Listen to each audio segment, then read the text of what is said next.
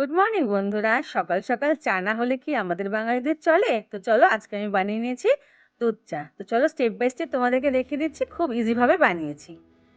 চা বানানোর জন্য আমি এখানে নিয়ে নিয়েছি এলাচ, লবঙ্গ আর 4টে গোলমরিচ, আর সঙ্গে নিয়ে নিয়েছি একটুখানি আদা।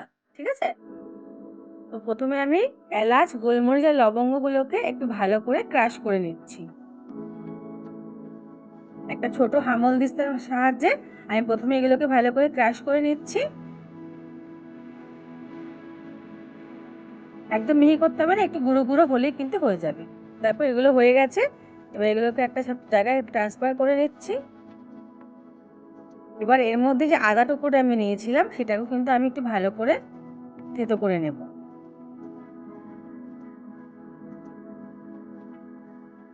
এখানে আদাও আমার থেতো করা হয়ে গেল। আমি এখানে জল বসিয়ে দিয়েছি। আমি এখানে 2 কাপ জল দিয়ে দিয়েছি। দুজনের জন্য চা করব, 2 কাপ জল দিয়েছি। আর যে গুঁড়োগুলো আমি করে রেখেছিলাম সেই গুঁড়োগুলো দিয়ে দিচ্ছি। একটু ভালো করে প্রথমে এগুলোকে ফুটিয়ে নিতে হবে। একটু ফুটে গেলে এবার আদা যে থেতোটা ছিল সেটা আমি এখানে দিয়ে দেবো। সেটাও ভালো করে ফুটিয়ে আমি 2 চামচ চা পাতা দিয়ে দিচ্ছি। এই চা পাতাটা আমি দার্জিলিং থেকে এনেছিলাম, তো সেই চা পাতাটা খুব টেস্টি খেতে, ওটা দিয়ে করছি। তারপর ভালো করে ফুটে এসেছে চা পাতাটা। এবার এখানে দিয়ে দেবো 2 চামচ চিনি। তোমরা তোমাদের স্বাদ অনুযায়ী মিষ্টিটা দেবে, যে কম খাও বেশি খাও তোমরা তোমাদের স্বাদ অনুযায়ী মিষ্টিটা দিবে। ভালো করে ফুটে গেছে, দেখতেই পাচ্ছ।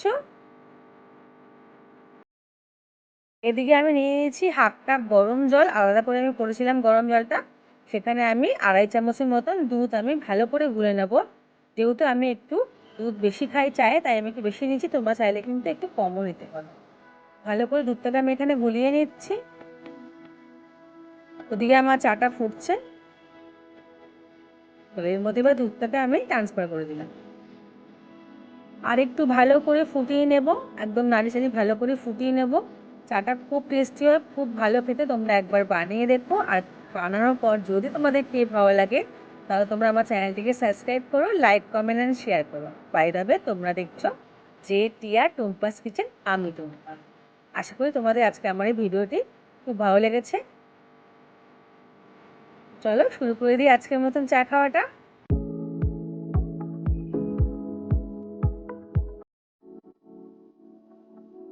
খুব ইজি এবং খুব সহজ পদ্ধতি, তোমরাও কিন্তু একবার বাড়িতে নিশ্চয়ই বানিয়ে দেখো।